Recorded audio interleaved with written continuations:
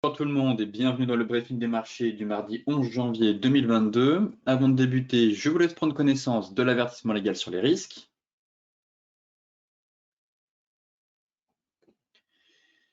Et donc aujourd'hui, nous avons l'audition de Jérôme Powell devant le Sénat américain, ce qui va permettre justement de donner un peu plus de visibilité au marché, notamment sur la politique monétaire, en tout cas le resserrement monétaire, qui fait un peu tousser les marchés en ce moment, et aussi sur les perspectives concernant la hausse des taux pour justement juguler l'inflation.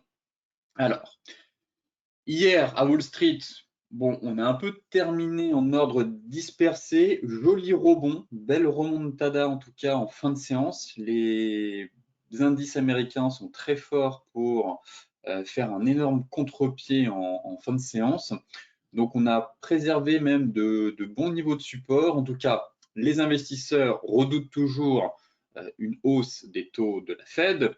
Et donc, en plus maintenant de surveiller, comme je vous le disais, la hausse des rendements obligataires, les investisseurs attendent la publication mercredi des chiffres des prêts à la consommation aux États-Unis, qui devraient justement confirmer la persistance des tensions inflationnistes.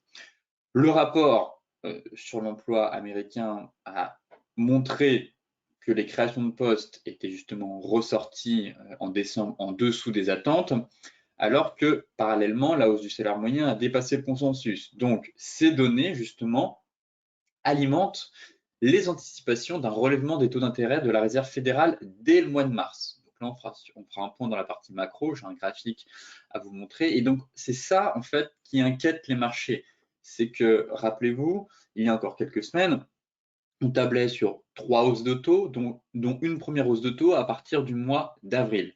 Et là, en ce début d'année, Goldman Sachs table pour sa part sur 4 hausses de taux américains cette année, soit une de plus qu'auparavant et surtout plus tôt que prévu, à savoir mars. Mais en soi, on ne va pas se mentir, qu'on fasse une hausse de taux au mois de mars ou au mois d'avril, ça ne change strictement rien. On annoncerait une hausse de taux de 50 points de base au lieu de 25 points de base. Là, oui, je peux comprendre que les marchés toussent un peu, mais là, on le sait finalement qu'on va avoir 2 voire 3 hausses de taux. Donc, qu'on fasse une hausse de taux au mois de mars plutôt qu'en avril, comme c'était prévu initialement, ça ne change strictement rien. Et malheureusement, les marchés ont du mal à comprendre ça. Et c'est ce qui fait qu'on s'est fait, en tout cas, une petite frayeur sur les indices hier. Maintenant, en Europe, fort rebond derrière, suite à la belle remontada qu'on a eue en fin de séance outre-Atlantique. On efface justement une partie des pertes de la séance précédente, mais on attend l'audition de Jérôme Powell au Sénat qui pourrait justement donner des indications sur la politique monétaire de l'institution américaine. Donc hier, on a quand même bien terminé dans le rouge en raison des incertitudes, encore une fois, liées à l'inflation et au resserrement monétaire anticipé aux États-Unis, mais anticipé de 1 mois. En soi, ça ne change strictement rien. Juste le marché a peur de son ombre, clairement, mais ça a quand même poussé les rendements des emprunts d'État à la hausse. Donc là, encore une fois, la rotation sectorielle s'opère toujours en ce début d'année. Donc, 2 catalyseurs maintenant à surveiller. À 16h, audition de Jérôme Powell devant la commission bancaire du Sénat en vue de sa reconduction à la tête de l'institution. Et deuxième catalyseur, la publication mercredi de l'indice des prêts à la consommation aux États-Unis. Donc là, pareil, des marchés qui devraient techniquement pas offrir beaucoup d'amplitude, mais en tout cas, après ces 2 événements, on aura finalement enfin de la visibilité et on saura, je pense, vraiment dans quelle direction le marché a envie d'aller.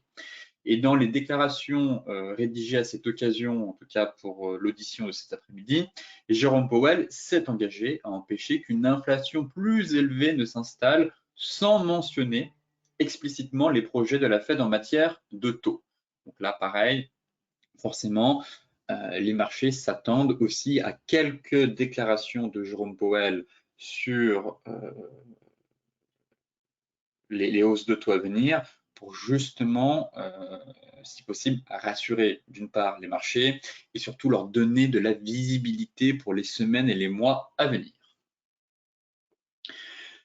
Côté macro, bon, nouvelle frayeur sur le BTC hier. On est sur un gros niveau de support. Toutefois, le BTC connaît son pire démarrage annuel depuis l'aube de la crypto-monnaie. Hier, il a brièvement plongé sous les 40 000. Donc là, vous voyez qu'on a un overlap, donc une zone de polarité. Effectivement, on a une très belle zone de polarité avec une oblique qui passe par tous les plus bas ici. Donc on a un point de contact, un deuxième point, et l'oblique haussière tombe pile poil ici. Donc, effectivement, belle zone de prix. Néanmoins, on est quand même en baisse de 42,5% par rapport à l'ATH. Donc là, c'est sur 2 ans d'historique. Et sur ces 2 ans d'historique, vous avez les drawdowns qu'a connu le BTC. Donc là, c'était en mars 2020, lié au choc de la pandémie de Covid, donc drawdown de 60%. Et ensuite, après les pseudo-interdictions de la Chine et l'annonce de Tesla de suspendre les paiements en BTC, on a eu une fin de phase de bull run et un mouvement correctif assez puissant, entraînant quand même un drawdown d'environ 50-53%, il me semble, ici. Donc voilà en gros les gros drawdowns qu'on a eu sur le BTC depuis 2 ans, entre 60 et 50. Actuellement, on est à 42,5.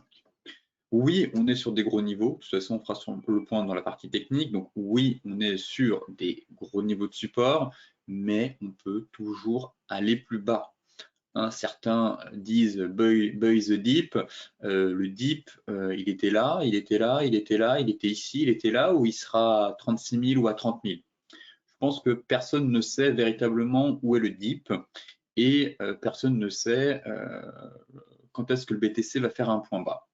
Maintenant, ce qu'on peut noter, c'est des zones pour intervenir, soit pour du trading de court terme, soit pour de l'accumulation en méthode DCA. Maintenant, deuxième point que je note, vous le savez, ce sont les divergences mensuelles qui ont été validées sur ces unités de temps, que ce soit sur l'Ethereum et le BTC, qui en tout cas suggèrent une poursuite de la baisse. Néanmoins, on est sur des statistiques et donc elles peuvent être erronées. En tout cas, si le BTC, l'objectif théorique de la divergence, c'est les 36 000 pour le BTC. On est venu faire 39 000. Donc bon, quasiment l'objectif atteint.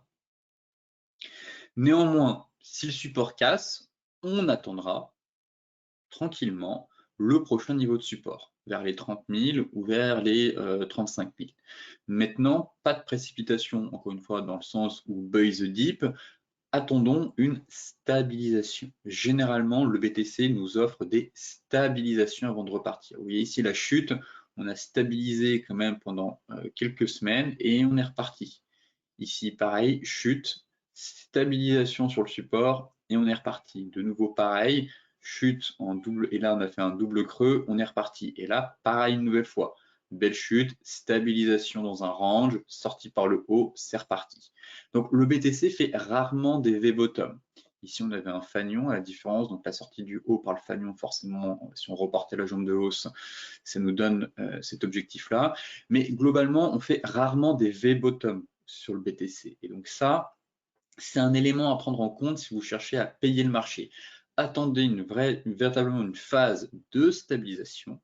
Après une phase de stabilisation, une bougie flux ou un retour des volumes. Et dans ce cas-là, peut-être que le support situé à 41 000 constituera une opportunité pour se positionner à nouveau à l'achat sur le BTC.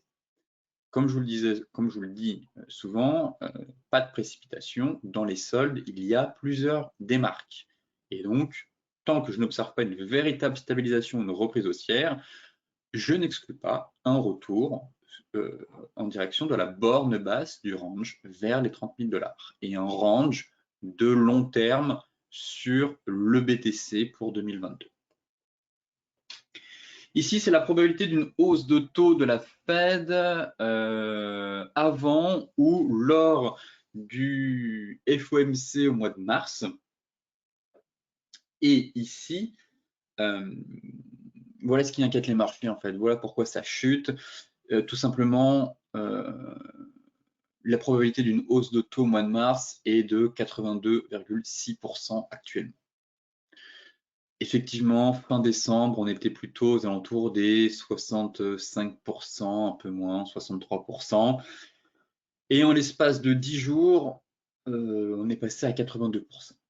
Voilà l'explication de la chute des marchés. C'est, comme je vous le disais en introduction, un resserrement monétaire plutôt qu'anticipé. Mais au final, ça ne change strictement rien. Qu'on fasse une hausse de taux de 25 points de base au mois de mars ou 25 points de base au mois d'avril, ça ne change strictement rien.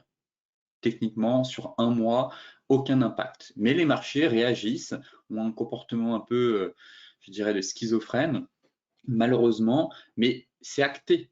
On va avoir des hausses de taux. Donc, sur une différence de un mois, ça ne change rien. Mais en tout cas, les marchés réagissent quand même. Comme je vous le disais, effectivement, si le marché est pricé à 80% une hausse de 25 points de base, de 50 points de base au mois de mars, là, je peux comprendre.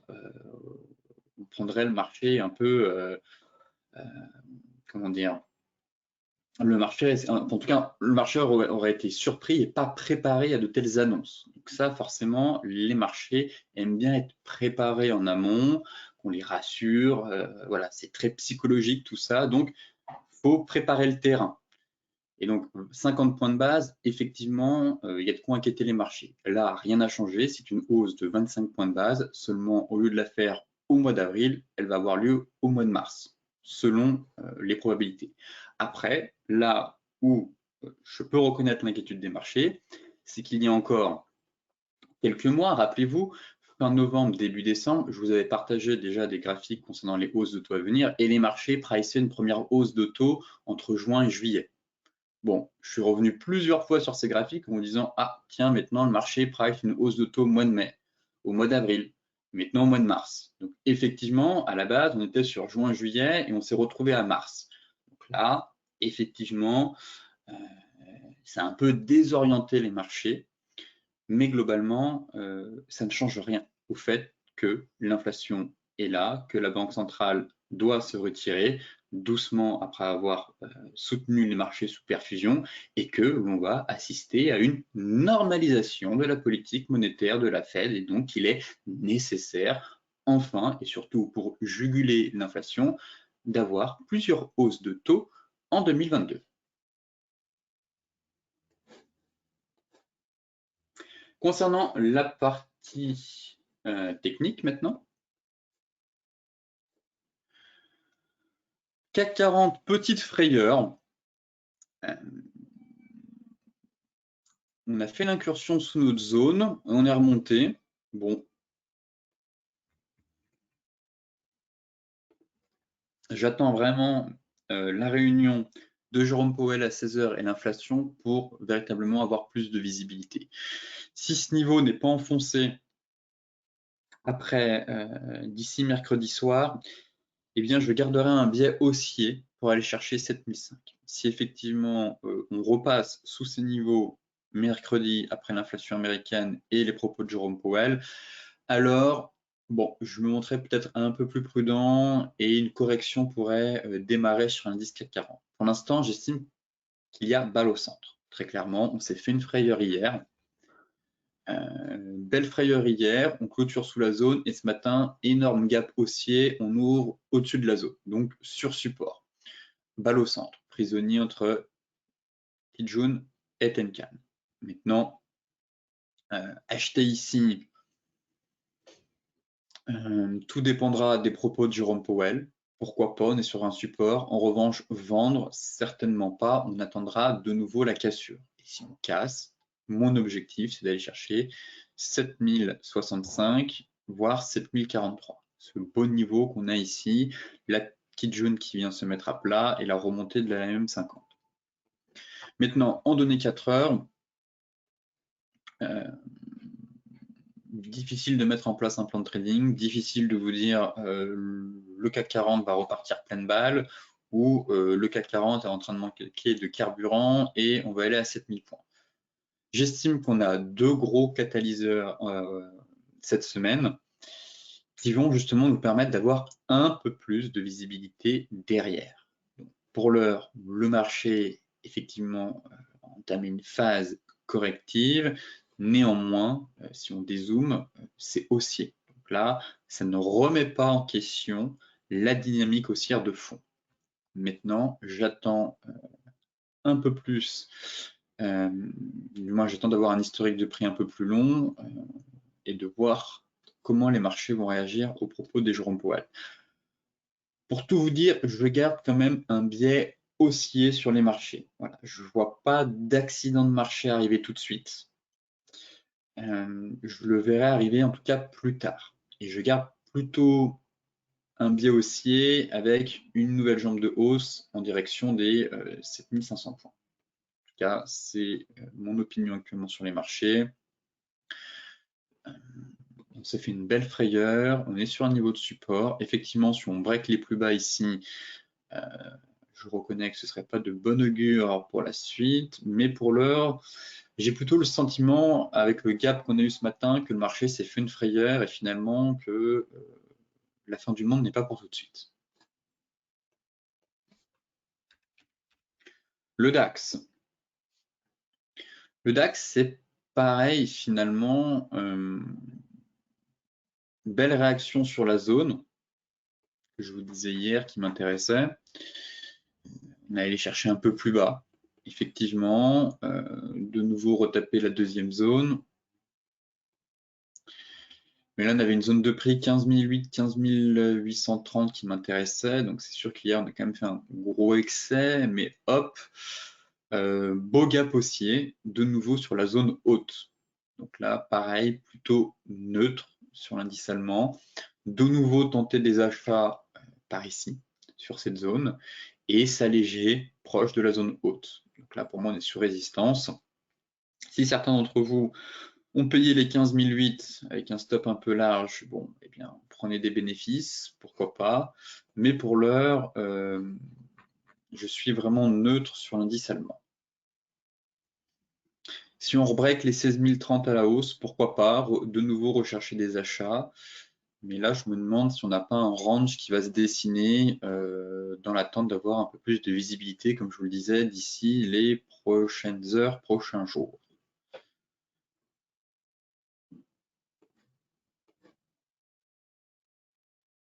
Et comme sur le CAC, on a retracé 38,2, on n'a pas eu la force d'aller chercher les 50. Je parlais potentiellement d'une épaule tête-épaule à venir. Bon, malheureusement pour moi, elle est invalidée. On est venu chercher trop bas.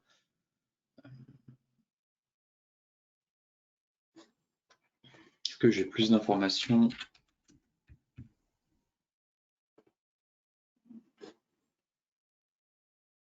Voilà. Potentiellement, d'accord. C'est vrai que sur le futur, donc ça correspond au CFD, on a quelque chose de sympa qui est en train de se dessiner.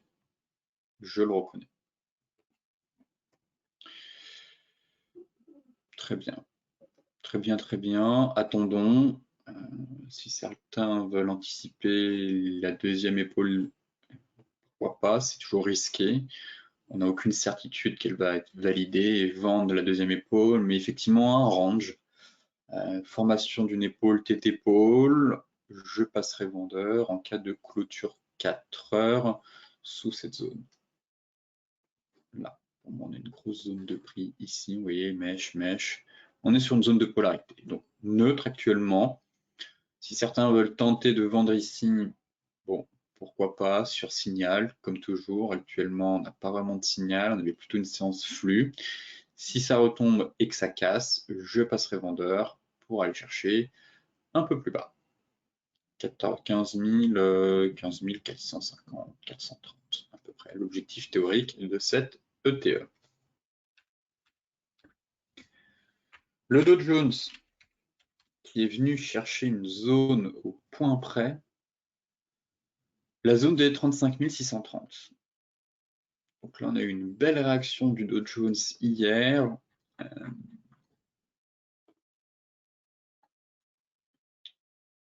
Sur le niveau de support ici. Et ensuite, énorme remontada.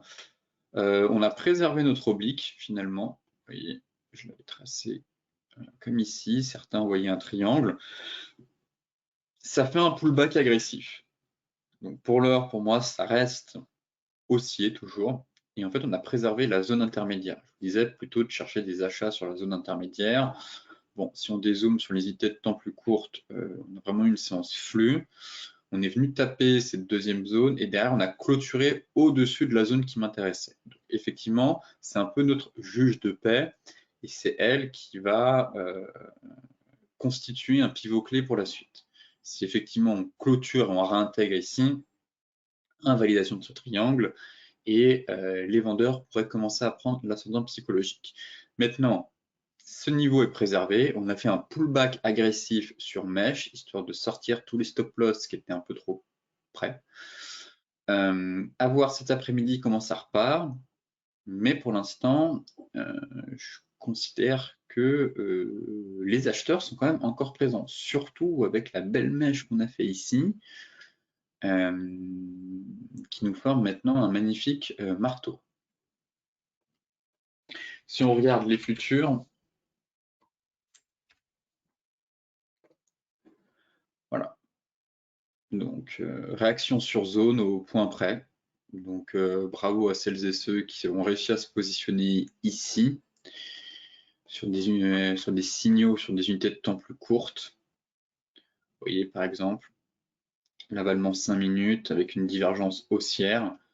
Ça, pour les traders aguerris, bon, après coup, c'est facile de dire le marché remonte, mais quand même, le fait, encore une fois, de tracer les zones, et les zones très importantes.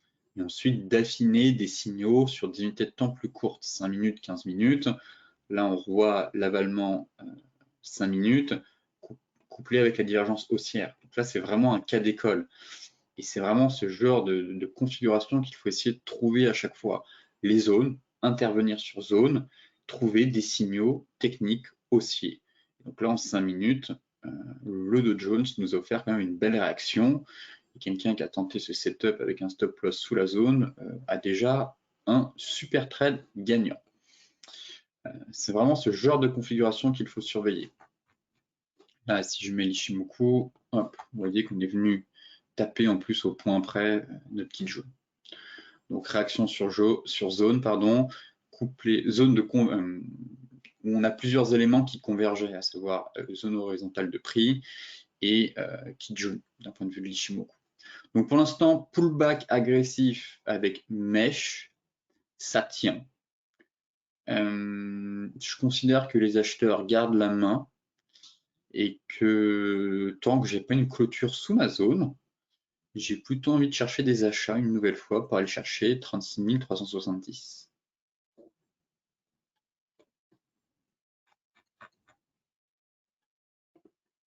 Voilà, donc là, un peu tôt pour donner un trade, enfin un peu tard plutôt. Attendons l'ouverture des marchés à 15h30 et surtout l'audition de Powell à 16h. Voilà, mais pareil, si on retourne dans cette zone, eh bien, on essaiera de chercher de nouveau des achats. Car pour l'instant, ça tient. Ça tient, je garde un biais haussier pour aller chercher 36 400. Et si on casse la zone, 36 008, et si on casse cette zone, nouveau record pour le Dow Jones. Pour l'heure, un peu comme sur le CAC, balle au centre, mais des acheteurs qui se montrent présents. Et ça s'est vu avec l'énorme mèche et le marteau qu'on a formé sur le cash en données journalières. Concernant le Forex, c'est très mou, une nouvelle fois, donc très rapide. On va scanner 4 paires. L'euro-dollar, il se passe rien. toujours rien sur cette paire.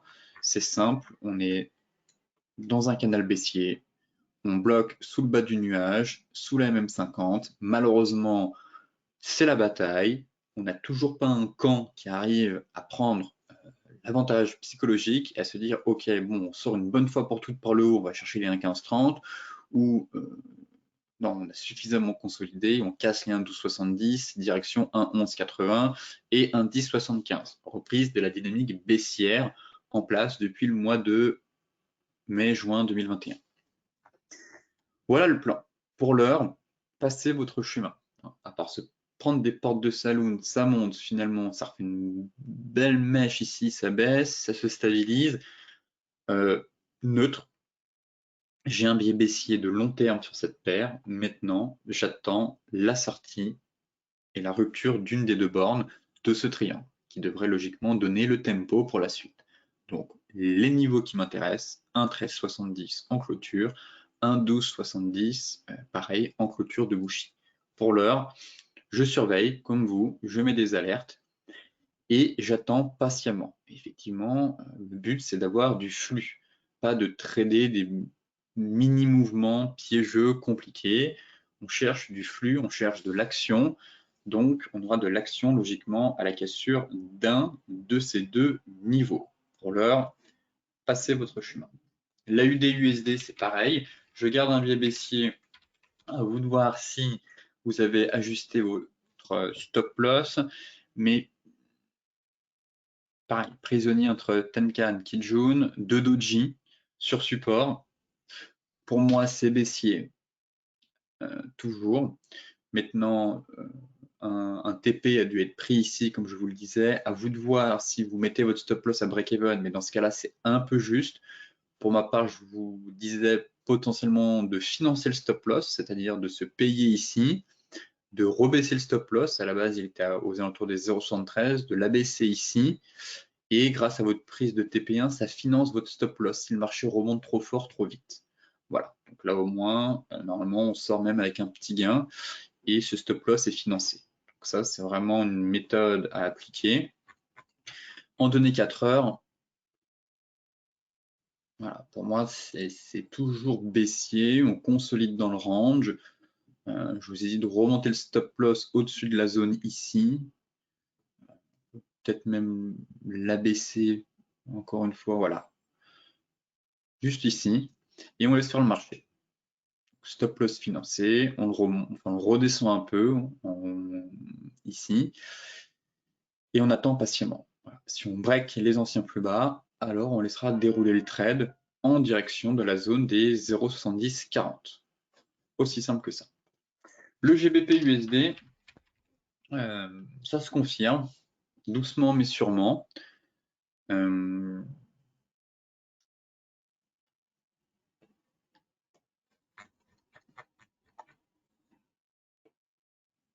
Alors, ce matin, on est en train de sortir par le haut de ce canal. Là, on l'a réintégré.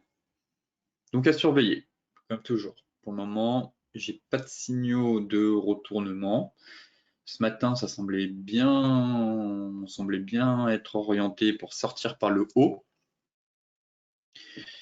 Maintenant, on est pile poil. Donc, la stratégie n'a pas changé. Comme je vous le disais hier, si j'ai une belle bougie flux, il faudra de nouveau taper sur la tête de la livre sterling pour viser 1,3460 et 1,3555.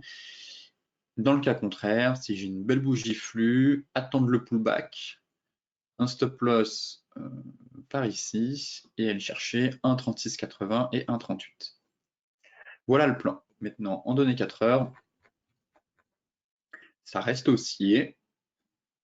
Voilà, on est bien orienté à la hausse. On aurait une dégradation de la reprise haussière voilà, si on enfonce le support ici intermédiaire. 1,3572, voilà qui joue. Pour l'instant, c'est trop tôt pour vendre ou même acheter. Voilà, pour acheter, il faut au moins une bougie daily qui confirme la cassure par le haut de ce canal haussier.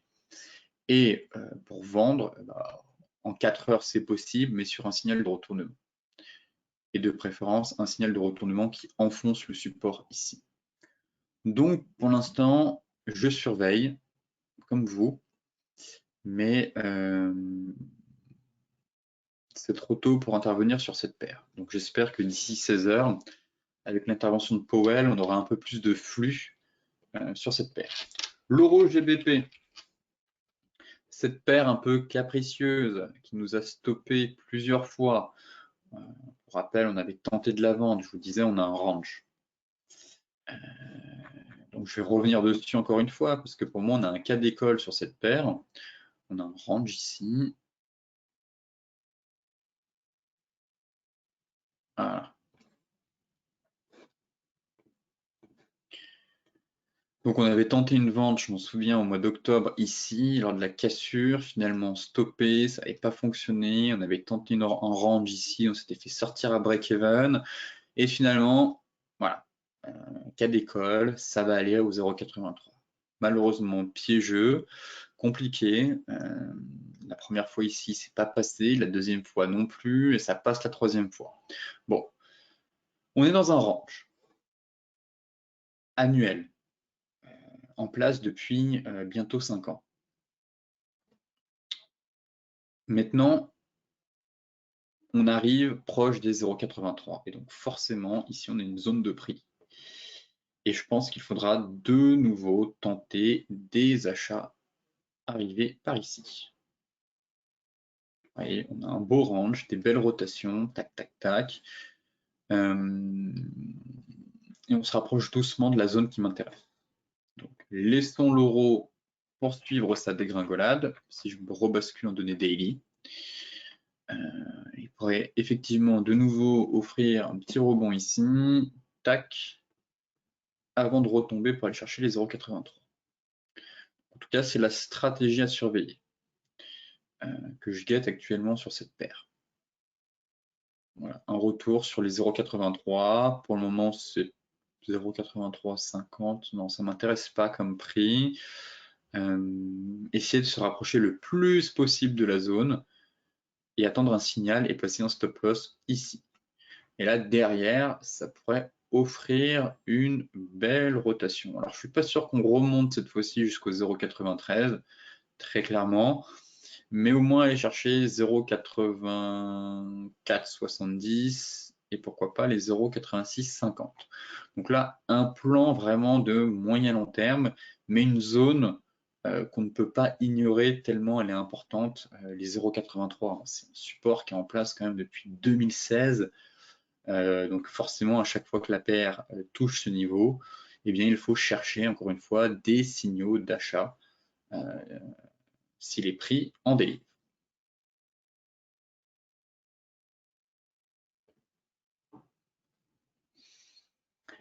Le gold maintenant.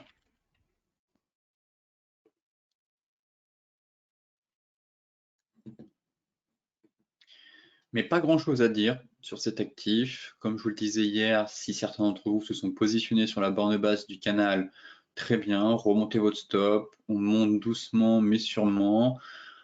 Pareil, je ne m'attends pas de grands mouvements jusqu'à mercredi. Peut-être que l'audition de Powell, surtout s'il évoque ses projets concernant les taux, le métal jaune, en tout cas les rendements obligataires vont bouger, donc ça va par effet ricochet faire bouger le gold. Maintenant, le catalyseur que j'attends, c'est l'inflation. Voilà. Là, pour le coup, je pense que l'inflation va faire réagir le métal jaune. Donc, si vous êtes à l'achat ici, très bien. Mettre une stratégie à l'achat là, maintenant, je ne pense pas que ce soit judicieux. Au contraire, c'est plutôt périlleux. Le marché peut retomber. Voilà, les niveaux qui m'intéressent, c'est toujours les 1830. Donc, si on a lâché ici, stop loss à break-even, on laisse faire le marché, on attend l'audition de Powell et surtout les chiffres de l'inflation américaine demain. Et là, j'espère enfin qu'on va avoir un flux directionnel. Et donc, oui, si on casse les 1830, il faudra chercher des achats pour viser 1850 et, espérons-le, une sortie par le haut de ce triangle de long terme. Mais sinon, pour l'heure, en données 4 heures, il y a pas grand-chose à dire et rien de bien croustillant, je trouve.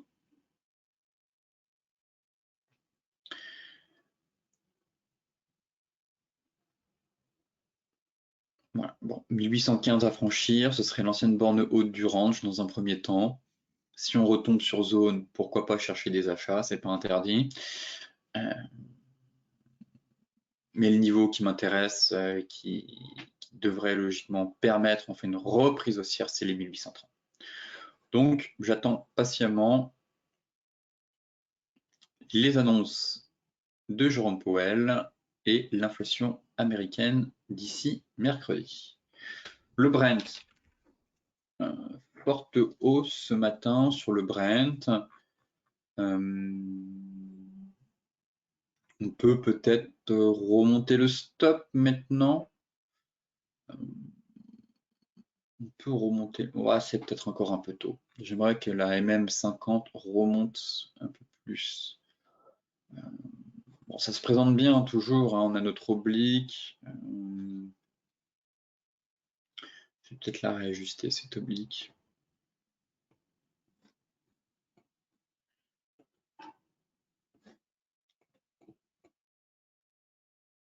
Ouais, bon.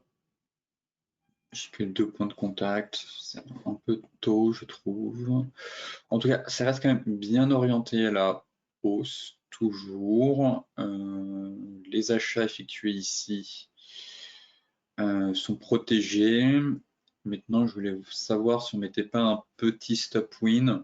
Bah, c'est peut-être un peu tôt. C'est peut-être un peu tôt.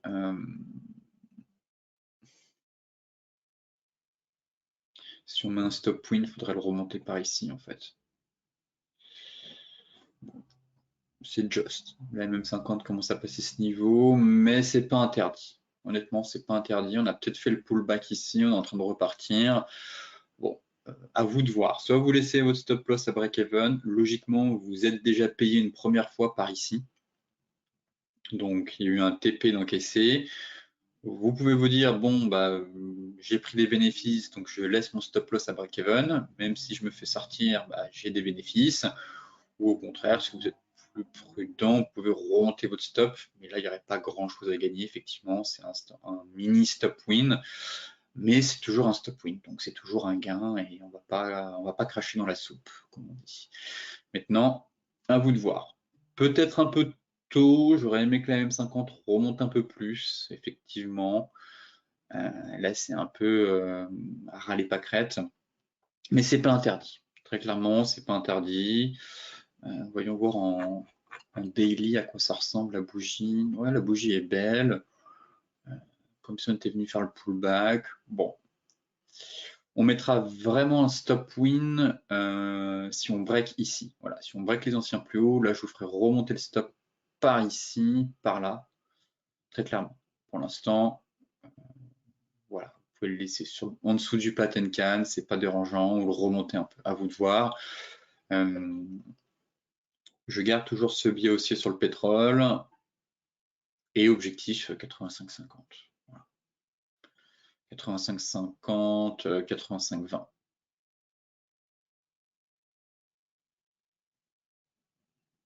Voilà, aussi simple que ça. Le light, c'est exactement la même chose de toute façon.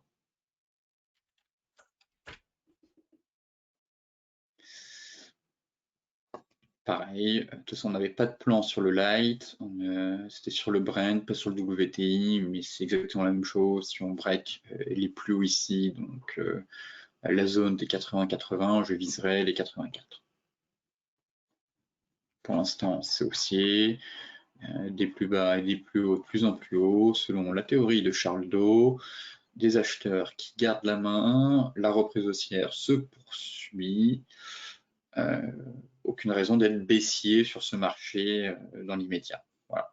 Pour l'instant, on n'a pas de signal de retournement. On revient tester les anciens plus hauts, ça casse. Donc si on poursuit dans cette dynamique, on attendra peut-être la prochaine zone pour vendre notre position et pourquoi pas tenter un reverse derrière pour vendre le pétrole. Pour l'heure, j'estime tout simplement que c'est haussier et que les acheteurs y gardent la main. Les crypto-monnaies, bon, on en a parlé en introduction, surtout du BTC. Je vous ai quand même fait un grand point un peu technique. Maintenant,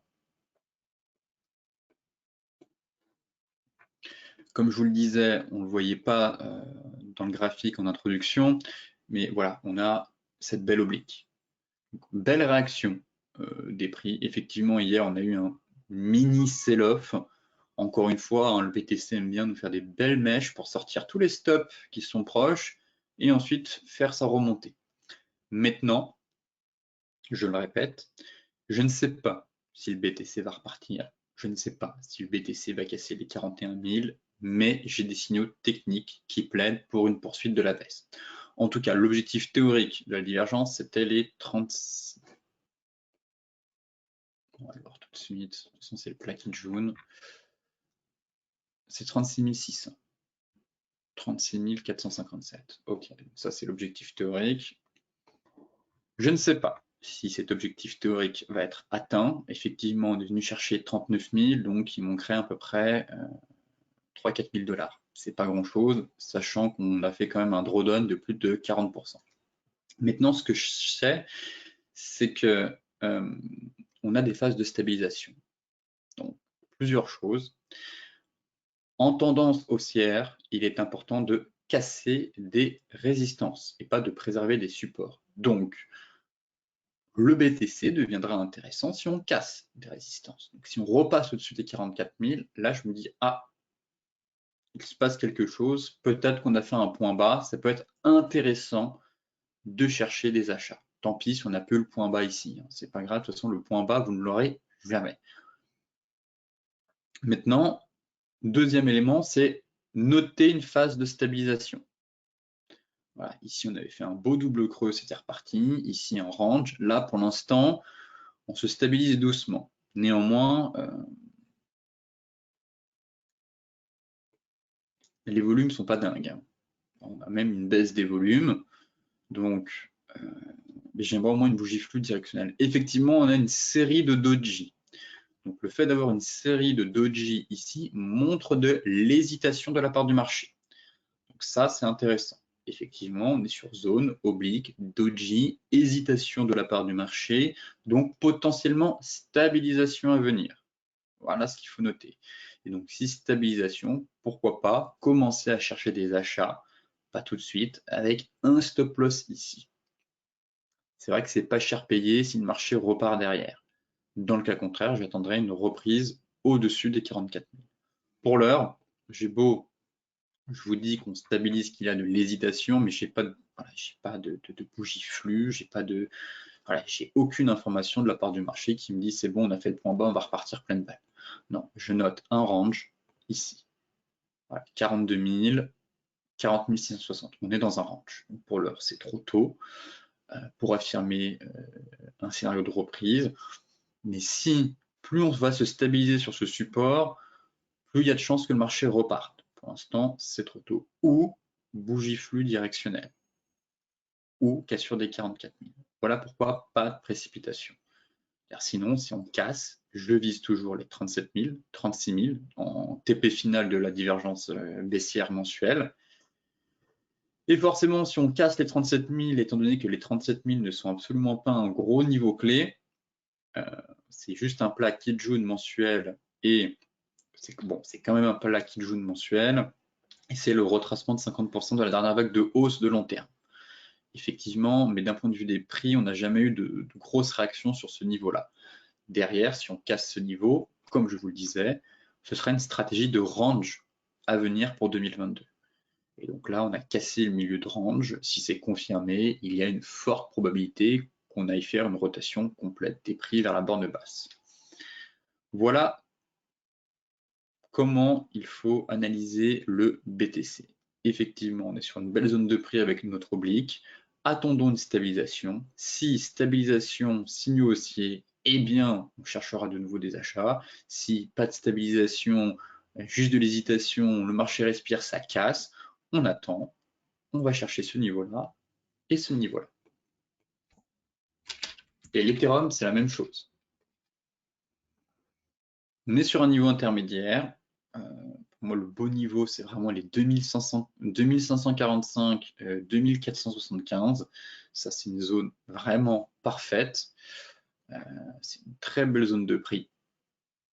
Ici, maintenant, on a trouvé un soutien sur la MM50. Vous voyez qu'on est venu taper la MM50. Mais pareil, on est là au milieu du désert pour moi, en fait. C'est vraiment un niveau de prix nul, dans le sens où il correspond à rien, à part la MM50, mais soit on casse les 3002, je vais vérifier mon coup, hop. Soit on casse ce niveau, là on a une zone, très clairement. Donc si on repasse au-dessus des 3250, je me dis tiens, ça devient intéressant, soit on va chercher la prochaine zone, ici. Alors, une deuxième zone qui est là. Et l'objectif parfait, selon moi, c'est la zone qui est juste ici. Je vais le tracer. Voilà. Ça, c'est la zone idéale. Voilà. Là, on a une très belle zone de prix. Tac, tac, tac. On a travaillé. Pullback ici. Plaquette jaune, 50%. Donc là, on a un gros niveau. Voilà les trois niveaux qui vont m'intéresser sur l'Ethereum. On est dans un canal baissier. Ici, c'est un niveau de prix qui correspond à rien, à part la MM50. Effectivement, mais c'est trop tôt pour intervenir.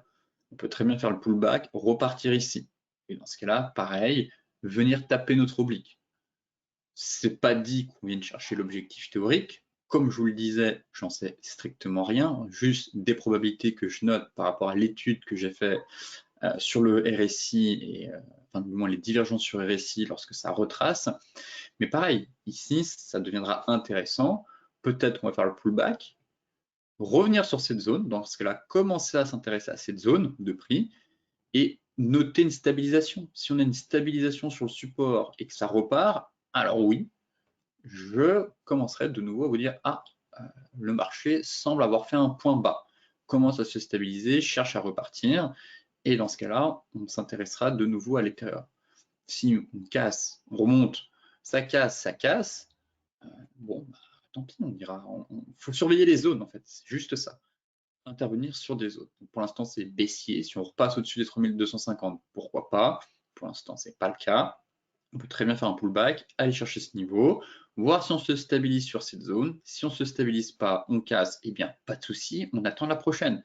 Mais ça ne sert à rien d'intervenir sur 2700, 3000, ce n'est pas des niveaux clés. Il faut vraiment intervenir sur les grosses zones qui correspondent à des niveaux de prix clés ou à des composantes d'indicateurs sur des unités de temps importantes, à savoir hebdomadaires et mensuelles. Et là, c'est le cas pour ces trois zones-là. Donc voilà le plan sur l'Ethereum comme sur le BTC. Attendre, le mot-clé, si vous voulez, c'est attendre une phase de stabilisation. On n'a jamais de V-bottom qui se met en place, très rarement. Ici, on avait pareil un micro-range. Ici, bon, certains y voyaient un triangle, on avait un double creux qui s'est matérialisé. Là, pareil, chute, stabilisation, c'est reparti. En 2018, c'est pareil, chute, on a fait une énorme stabilisation dans un énorme double creux. Ça a duré quand même, ça a été long, mais ça a toujours stabilisé. Rares sont les fois où on a eu, comme ici, vous voyez, un V-bottom. Généralement, je note qu'à, je dirais pas quasiment 90% du temps, une phase baissière, une reprise haussière est précédée par une phase de stabilisation. Voilà, à chaque fois. Donc, pas de précipitation, attendons cette phase de stabilisation. Sur ce, je vous souhaite une excellente journée, de très bons trades. Attention à votre exposition, notamment sur le Forex et aussi sur les indices après les propos de Jérôme Powell ce soir, du moins à 16 h. Et je vous dis à demain pour un nouveau point complet sur la planète finance.